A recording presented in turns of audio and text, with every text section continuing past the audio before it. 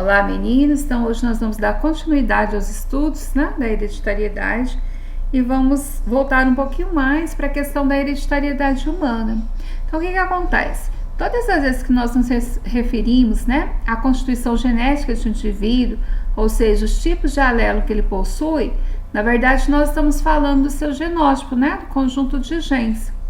Veja bem, quando nós fazemos referência a uma característica, a um conjunto de características de um indivíduo, que são determinadas pelo genótipo e pelas condições ambientes, nós estamos falando do seu fenótipo. Então, a interação entre o genótipo e as condições ambientais vai dar para o indivíduo que nós chamamos de fenótipo.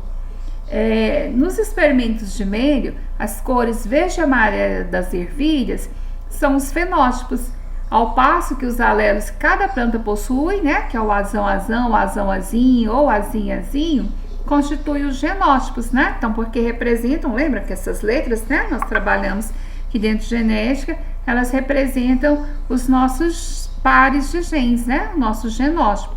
Então, o que acontece? Algumas características hereditárias humanas, elas podem ser estruturadas de maneira semelhante às que o Mendel fez, né, quando trabalhou com as ervilhas. E uma delas são os grupos sanguíneos, né? Então, nós vamos trabalhar hoje com essa questão dos grupos sanguíneos, tá bom? Mas temos outras características que também podem ser utilizadas nesse sentido, como, por exemplo, quando a gente trabalha com os genes que podem ser acionados para poder produzir mais ou menos quantidade de melanina, que é responsável pela cor da pele do indivíduo. Então, entre outras características, tá? Que também são influenciadas pelo meio ambiente, né? Onde o genótipo pode interagir com as condições ambientais para dar o fenótipo, ou seja, a expressão do genótipo que nós vamos olhar, que nós vamos ver, tá bom? Então, na aula de hoje, nós vamos tratar especificamente da herança do tipo sanguíneo. Então, existem, né, alguns sistemas onde nós podemos classificar o sangue humano, e hoje nós vamos falar de dois, que é o sistema BO e o sistema RH. Por que nós vamos falar só desses dois? Porque esses dois seguem os padrões de herança semelhante aos trabalhos que nós aprendemos que foram realizados lá pelo Mendel com as ervilhas, tá bom? Então, vamos começar falando do sistema ABO, né? Então, veja bem, em relação ao sistema ABO, os seres humanos, eles podem ter 4 diferentes tipos de sangue: sangue A, sangue B, sangue AB e O. E esses tipos de sangue são determinados por um gene que é representado pela letra I.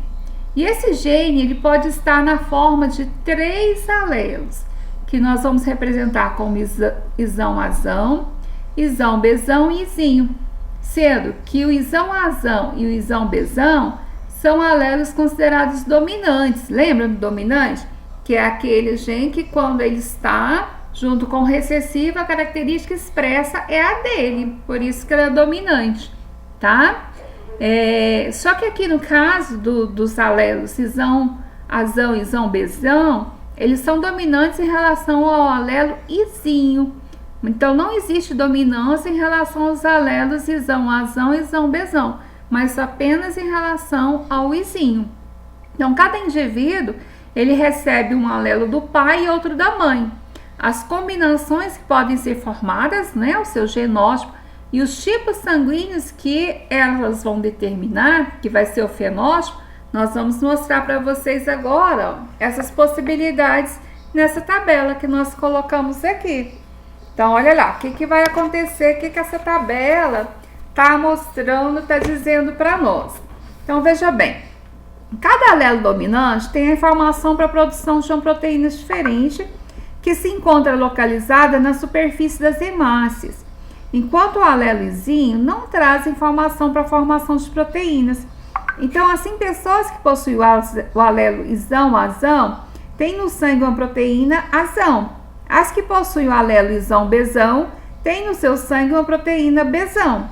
As pessoas que possuem os alelos isão-azão e isão-bezão têm as 2 proteínas no seu sangue.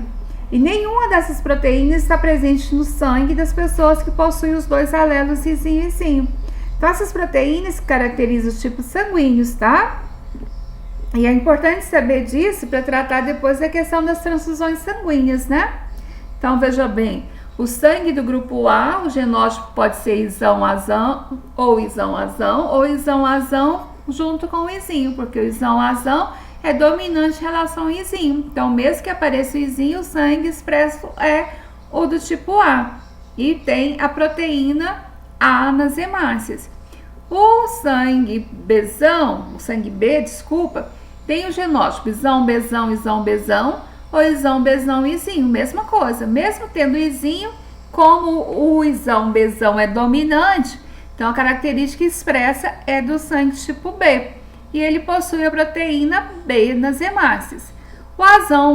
O sangue AB possui isão-A, azão, isão-Bzão. E tem as proteínas A e B nas suas hemácias. O sangue O possui o genótipo izinho, então ele é recessivo. E ele não possui nenhuma dessas proteínas nas suas hemácias, nem a A e nem a B. Pessoal, em relação às transfusões de sangue, né?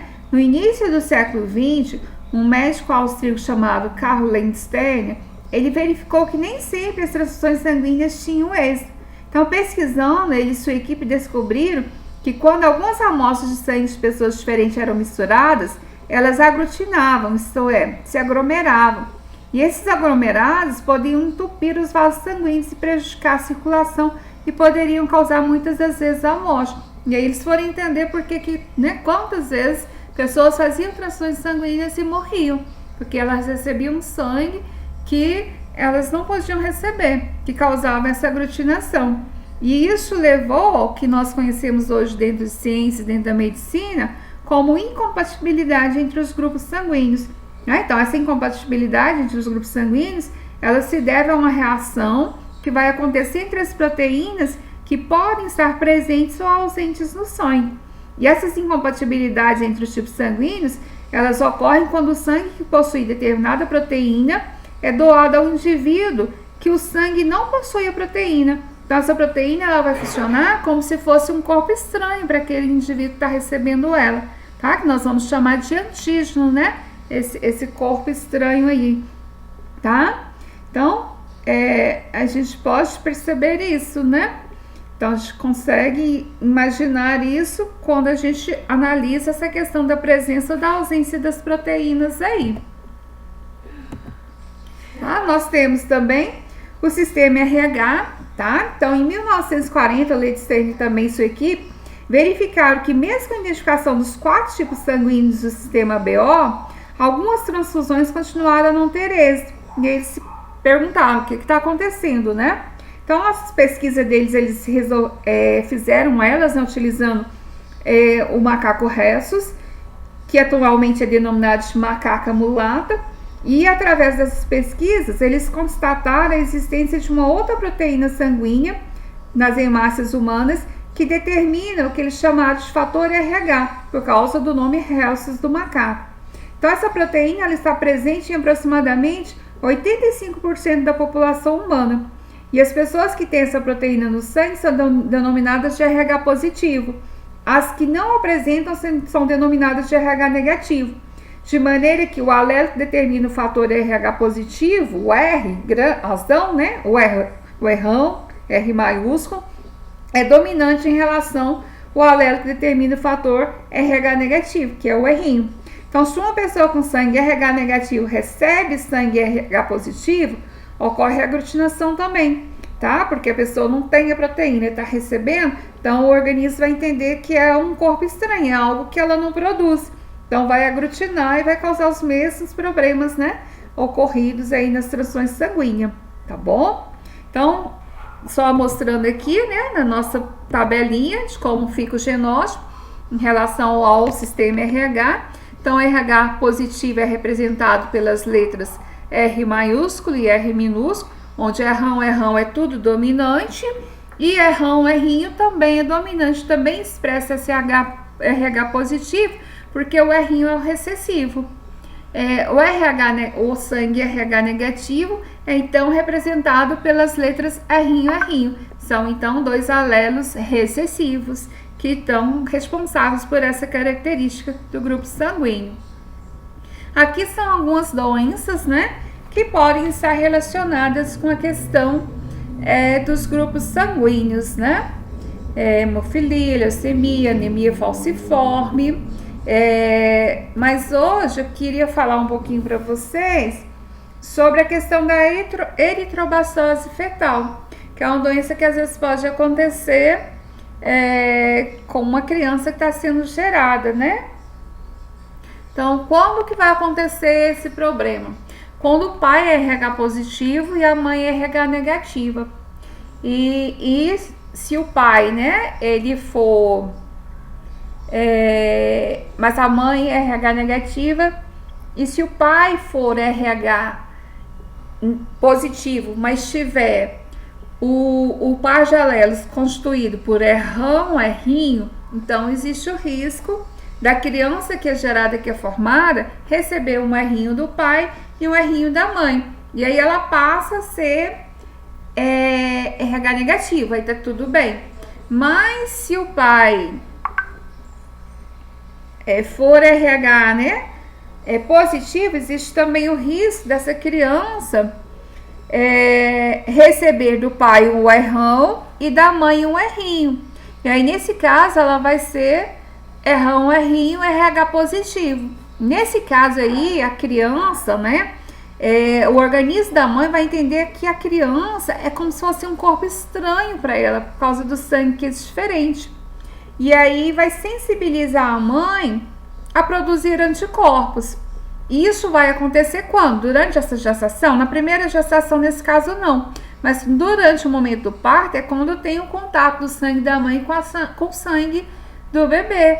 E aí, né, com o sangue da mãe entrando em contato com esse sangue que é RH positivo, ela vai ser sensibilizada a produzir anticorpos. Só que aí ela vai ter anticorpos contra esse grupo sanguíneo RH positivo. E numa segunda gravidez, se o sangue da criança também é RH positivo, ela já tem anticorpo que vai entender que aquilo ali é um corpo estranho. E ela vai tentar destruir esse corpo estranho. Então, a criança ela pode nascer com uma doença e nós chamamos de eritrobactose fetal, tá? Que é uma doença que vai causar problemas na criança no fígado, que a criança ela vai nascer com bastante amarelão e tudo, né? Então, com icterícia, e essa criança ela vai precisar receber uma transfusão sanguínea para que ela não continue com os anticorpos da mãe tentando destruir o sangue dela, porque aí ela pode ir a óbito. Em alguns casos, às vezes, na gestação, no ventre da mãe, a criança morre. Quando ela consegue nascer, é possível fazer a transfusão, trocar todo o sangue dela ali e vai estar tudo certo. Bom, sabendo disso também, a medicina, né, a ciência conseguiu produzir uma vacina. E essa vacina, então, quando a mãe, né, durante o processo de gestação descobre que o filho que está gerando é RH positivo e a mãe é RH negativa, quando a criança, ela pode tomar antes da criança nascer, um pouco antes do nascimento, ou quando a criança nasce até 72 horas depois do parto. E isso vai impedir que a mãe produza anticorpos contra esse sangue. E aí, numa segunda gestação, não vai ter problema nenhum. Mas a questão é que toda gestação que ela for ter, ela tem que tomar a vacina, para prevenir que na próxima gestação ela tenha anticorpos formados contra esse grupo sanguíneo e possa causar o problema da eritrobactose fetal no feto. Beleza? Depois a gente comenta mais um pouco sobre a leucemia, hemofilia e anemia falciforme.